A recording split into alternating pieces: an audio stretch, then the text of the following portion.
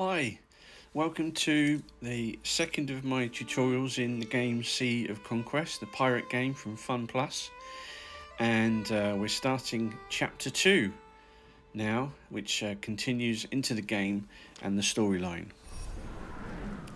Friends and Foes. It's a little bit of a longer chapter this time, it's about 30 minutes. We're going to learn about waypoints and guiding the ship and moving our little flagship on the map. So there's our little flagship there, you can see. Morning Henry Howe. Shipwreck Cove? And Rocky. We can repair the hull too. I don't suppose they have. These are all heroes that you can actually have in your crew. They help you with different and various bonus actions and special abilities.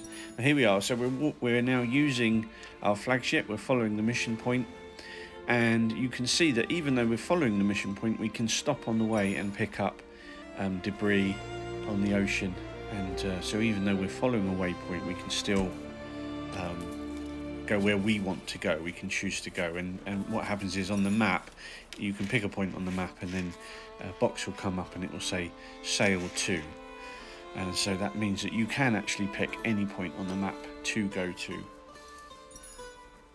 There's a ship up ahead.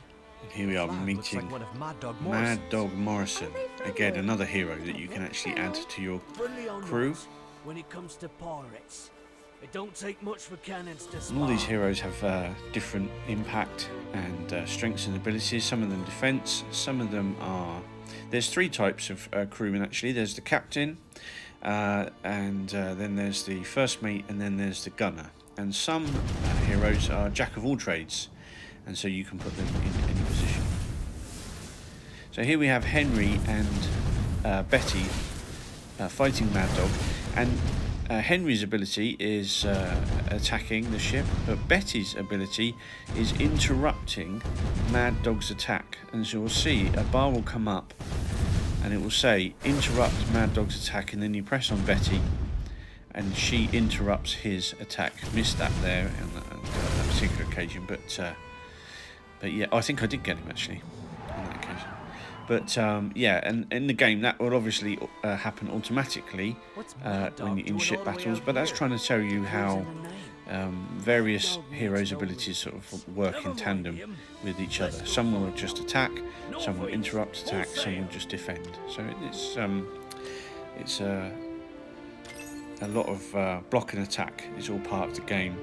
And your setup with your heroes and your ship parts, there's Discord channels that are dedicated to working on the best setups, and they're worth looking at, and I'll probably put a Discord link in the bio for this video so that if you are interested you can have a look into those things. The fog is another part of the game actually. When you get a new map, you explore parts of the map and they're covered in fog. So it says new port discovered there.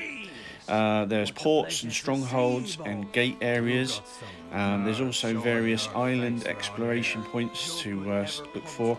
Caves, worship points, which give you bonus map points for strength or armour, or critical attacks and things like that. So they're all worth looking for. So when you get to a new map and it's covered in fog, part of the game is to actually clear all the fog from that map. And the compass is also a way of doing that. If you've got the compass, you can use the compass to explore map points faster than doing it manually, because each port it costs one compass to explore a port, and then you can explore all the search points manually. Or you can do it really quickly by using 3 compasses, and it will do it all for you. But obviously, you use them up faster. Looking for something. He's not looking for you, is he? Nah, I only been back a few days. So at the moment with the port there, we've explored the port, we're carrying on the storyline, and this is what you do actually when you first enter into a map. You do actually have a storyline before you actually start playing, and you can play, you can go looking around the map and every time you go to a port you can explore it. But the storyline itself is how you continue the game, and there will be elements of the storyline that will help you in making sure you explore the map the important areas properly. So here we are upgrading our cabin again. So our ship has gone up. You can see that. So we've got new cabins now that are available to us. So now we've got 2 decks here. And what you'll see in a minute is the mission. The mission points will come up, and in the game, in order to upgrade your flagship, it is possible to follow an upgrade path that will allow you to upgrade your flagship faster, and it tells you which cabins you need to upgrade in order to do that. And so here in this particular part of the game, we're now trying to activate the compass, and you can see there are 4 separate missions in order to activate, and each mission equates to 25% of the mission parameters. So now this is the first part of the mission, and if you can see, there's a green line. That's the water line there, and I've placed my oarsman on the water line because obviously it has to go in the water. The oars have to touch the water, so that's an important thing to remember.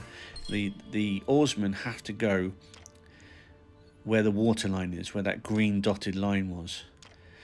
So we've now conquered 2 parts of this artifact mission, and now we have to build storage. So again, I've put storage. You can put storage on the water line there, see the green line, or you can put it above. I've placed it above there, and then as you can see, each one of those particular cabins are just one single slot of the cabins, but you do get ones that are 2 or maybe 3 slots that you have to. So you can chop and change, and actually it does give you the option to be able to change your ship layout, and you can have it exactly how you want it. And so that's the cannon now. We've added the cannon, which I think is a second cannon, and we've added that to the bottom of the boat, but you can put that anywhere actually, but it's the oars that you need to put on the water line, and that, as I said, that green dotted line. So now we've activated the compass now, so that means we can use it properly. Time to get rich. Follow the direction of the golden compass, and away we go. And in the game, actually, there are certain events that do have mission parameters like that, where you have to continue the missions, and each mission completed gives you a percentage of the completed mission, and then you'll get rewards when you've got 100%. So that was just a little tutorial for that as well. You realize how important this deal was to you. Upgrading the cabins can be difficult when you're a bigger flagship, because obviously the bigger the cabin, the longer it will take. Sometimes they take about 10 days, and you can actually upgrade the cabin's speed with gems. And you can buy gems, so obviously that costs money. You do get quite a lot of speed ups in the game, and they're quite generous with the speed ups. But like I said, if you've got low construction, then it's going to take time. So here we have used the compass properly, and we found treasure near this shipwreck. And that's basically, if you saw the blue lines there, what I said in the previous video, the blue sort of torch beam, if you like, the search bar, comes out the front of the ship. That shows you where the direction of the treasure is. If you're nearby, you have to be nearby, and then the compass button will activate. You press it, and then the blue light will appear. When you go to a new map, you get new maps given to you, new treasure maps given to you, and it's up to you to go around and manually find those treasure maps, and you obviously using one at a time, or you can stay in a port and you can bring the treasure to you, if you like, by using 3 compasses to make the treasure appear where you are, rather than going to find it. And of course that uses up the compasses a lot faster. If you do use your compasses up and you want to get more, you can actually pay for 10 more compasses. It's only one purchase that you can do per day, and that will give you 10 more compasses to use in that day. But every day you get allotted a certain amount of compasses, and then they reset when the UTC timer resets. The UTC timer is another thing to talk about, but some people find it confusing, knowing where you are in the world and what time it is in relation to the game, but that's something that we can discuss another time. That guy's almost as creepy as the governor. Don't worry about him. Let's find that treasure. A little battle there with Mad Dog. Again, it's not like that in the game. It's very much fluid. You go up to a ship and you press attack on the ship.